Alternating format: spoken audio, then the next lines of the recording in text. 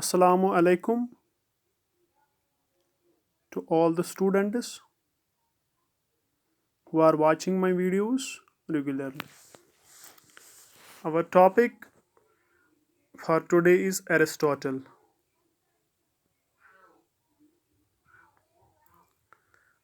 Aristotle was born in 384 BC in Stagira and died in 322 BC.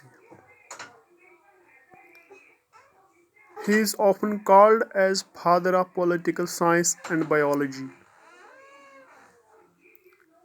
He was the first political scientist and disciple of Plato.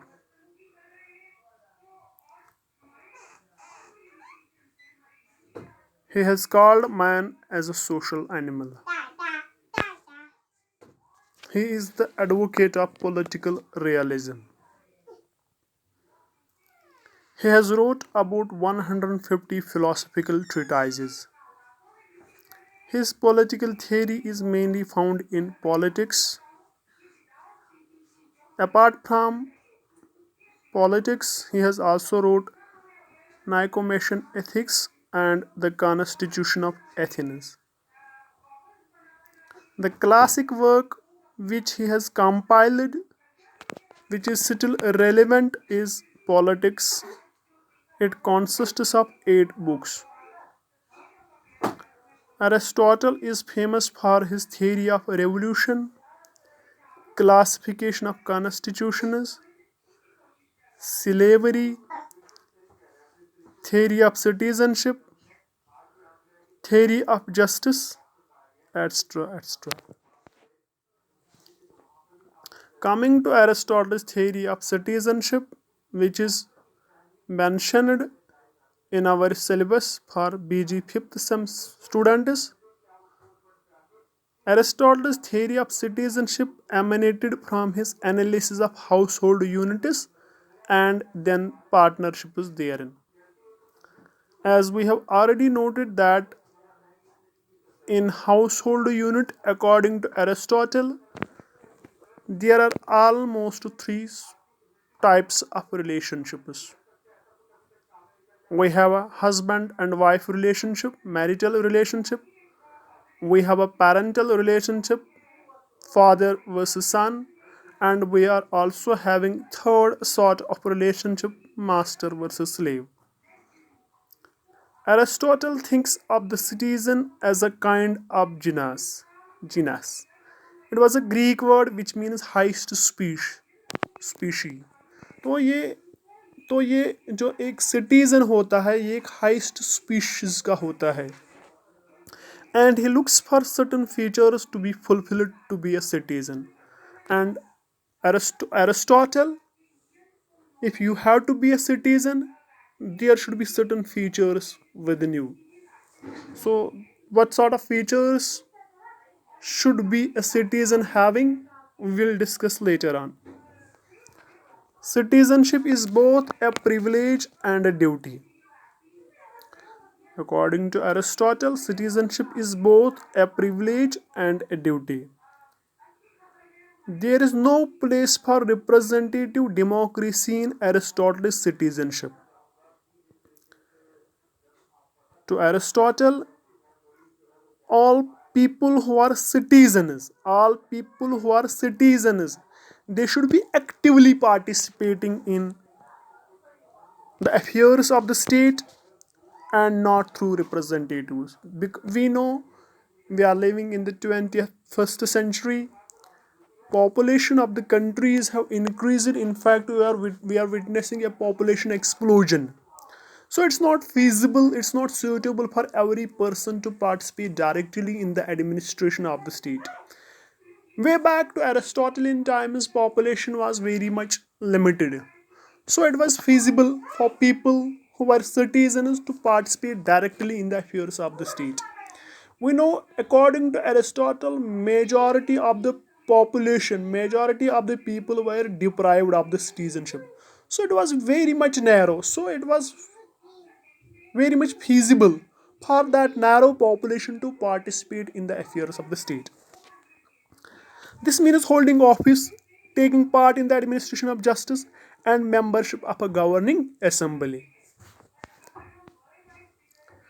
Now the question arises, who is a citizen? As I have already told you that there were certain sort of features which were necessary for a person to be a citizen. Now the question arises, what were the features? Now I will let you. As according to Aristotle, a citizen is therefore a Greek. So the first priority to be a citizen, you should be belonging to Greece. Greek male. So that means aliens and also women were deprived, female were deprived of the citizenship with adequate amount of property. At the same time, the people who were not possessing property, they were not also citizen. A citizen is therefore a Greek male with adequate amount of property. Acquiring property is not hurdle to the state. So as you are already known to the fact that to Plato, acquiring property was a hurdle in the unity of the state. But to Aristotle, acquiring property was not a hurdle to the state. Rather, it is a social virtue. Acquiring property is a social virtue. But how to acquire this property? To Aristotle, just acquisition of property should be there. This just acquisition of property should give them the sufficient happiness. To whom? To the citizens. It will ensure them happiness. And not only happiness, it will also provide them leisure. Leisure means free time. When people will think about the management of the state to perform the functions of state in a best possible manner. A man of property for Aristotle is a man of reason. So, another element that Aristotle has added to the features of a citizenship is that a man should be rational. He should be having the faculty of reason, knowledge. All the citizens, irrespective of their amount of wealth, are free and equal. To Aristotle, all the citizens, irrespective of their amount, what sort of property they hold, whether low, less, or more, they are free and equal. They can participate equally in the administration of the state.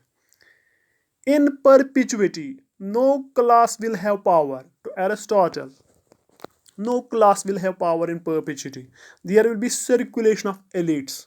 Everyone, if he is a master, will have an opportunity to participate in the decision making of the state.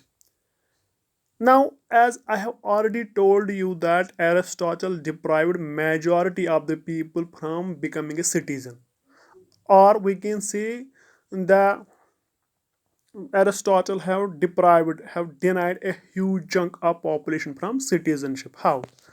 First is slaves. Slaves, women, children, old people, manual laborers, and aliens, foreigners, were not included in his theory of citizenship. So they were not citizens. As I have already told you, मैंने आपको पहले ही बोला है कि Aristotle की citizenship काफ़ी narrow थी. जो उसका कॉन्सेप्ट ऑफ सिटीजनशिप वो काफ़ी नैरो था. उसने काफ़ी कम लोगों को, only masters possessing property who were Greek and male, they were known as citizens. Slaves are not citizens as they don't possess the requisite reason for the same. Faculty of reason slaves में नहीं पाई जाती है. This was the first, and these slaves will gain this faculty of reason only when they are with the master. So they are not citizens till they acquire this faculty of reason. Second is, woman can have a reason. Woman does have a reason, but that's not appropriate. That is inappropriate as they are more emotional. Women are more emotional. They cannot be brought in the governing assembly. Likewise, children's rational capacity has not developed. In case of children who are deprived of the notion of citizenship, who were not included within the ambit of Aristotle's citizenship, they do not possess the reason. Rather, reason has not developed in them. And coming to the old people, a rational capacity has been there, but that's on declining. That's on decline. Manual laborers can't have leisure because they are mostly involved with earning their meals, earning their livelihood. So they don't have the leisure. So they are also excluded from his theory of citizenship. And last but not least, even foreigners, aliens were not included in his theory of citizenship. They were also deprived of the theory of citizenship. In short, coming to Aristotle, in brief, I will conclude that Aristotle's theory of citizenship finds its mention in his book The Politics. And according to Aristotle, a citizen is a Greek male with enough property and also the person who possesses the faculty of reason, and his concept of citizenship was active as he entrusted the people to participate directly in the affairs of the state, to manage the affairs of the state, and that too actively. This was not a passive concept of citizenship as we are living, as we witness nowadays. And majority of the people were deprived of his theory of citizenship. Thanks.